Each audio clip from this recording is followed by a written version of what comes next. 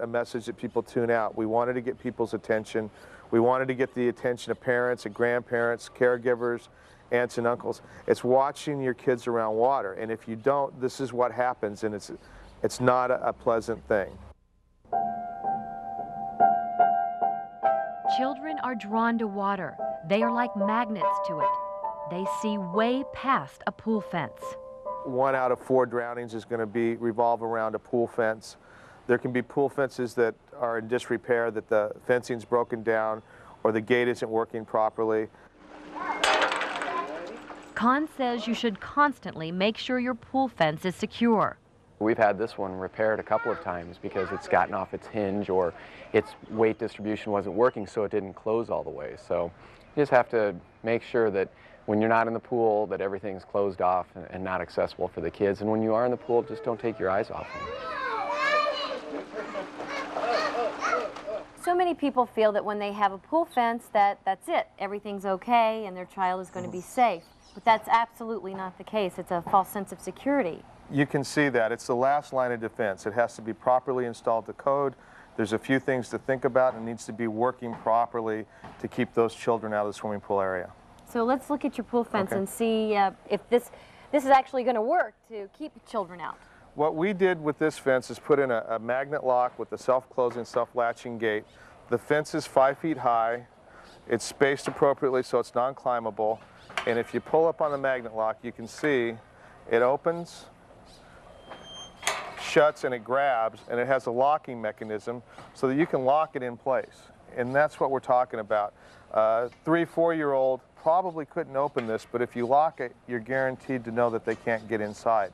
Then you need to look at all the different variables as far as constructing the fence. Once you have the right height, self-closing, self-latching gate itself, that it's spaced properly, and that you have only a 2-inch clearance to the bottom of the fence, you want to look at your landscaping, the area around the fence, and make sure that it's appropriate, that you're not going to have a place where a child can climb up and get over. I notice over here at the far end of your yard, there is, the pool fence is actually higher.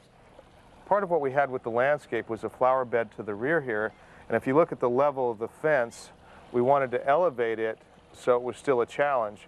If we kept the height the same straight back so that it would look right, it would have been accessible to a child going over the top of it. Sure, the child could have easily climbed on this planter box wall. Right. And that would have only been that much space. Sure, and a jungle gym expert could clear that without a problem. So what we did is we brought it up so that it was going to be 5 feet from the top of the planter here and create a challenge for the child to get through the fence area. I also notice over here where you have a huge tree and the pool fence keeps the child from actually having access to the tree. Initially, I designed the fence to go to the outside of the tree, and the contractor said what you want to do is keep the fence on this side of the tree so that the child can't climb up and get over the fence. And he was absolutely right, because if you think about it, a 4-year-old could climb up into the tree and get over the fence and be in the pool area. Piece of cake, fun. Yeah, piece of cake. It's a challenge, exactly. So we went ahead and put the fence around this side of the tree so the child can't get to the tree, and the tree stays inside the fenced area. So Bob, you think you have everything protected here. You've got a great fence. But what would stop, let's say, a 4-year-old from taking this chair right here and putting it up to the gate and lifting the latch? Absolutely nothing. And that's why we talk about locking the gates when you're not using them and getting kids into water safety classes. There are things that you need to do with your children as far as water safety, and there are locks and latches that you can use to keep them from doing that. A 2-year-old is much different than a 4-year-old.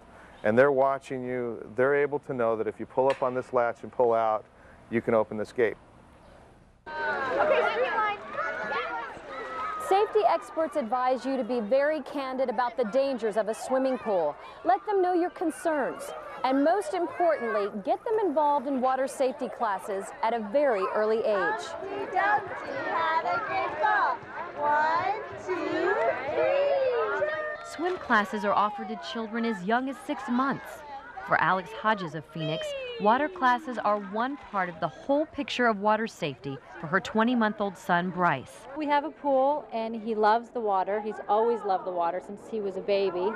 And he has no fear. I want him to be comfortable. I want him to know what to do. I want to know what to do in the water, and I just think it's really important that he learns safety from day one.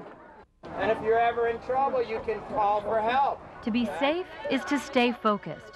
Take your child with you if you become distracted. And always watch your children around water, anytime. Prize and cherish every moment with your kids and realize that no matter if they're 3 or 4 and they're good swimmers, they can still get in the pool, and they always need adult supervision. He was full of life. Everybody loved him. He was a magnet. He had so many friends. He loved bugs. He loved fire trucks. He wanted to drive a fire truck. He loved his mom. He loved animals. He was awesome. He was very special.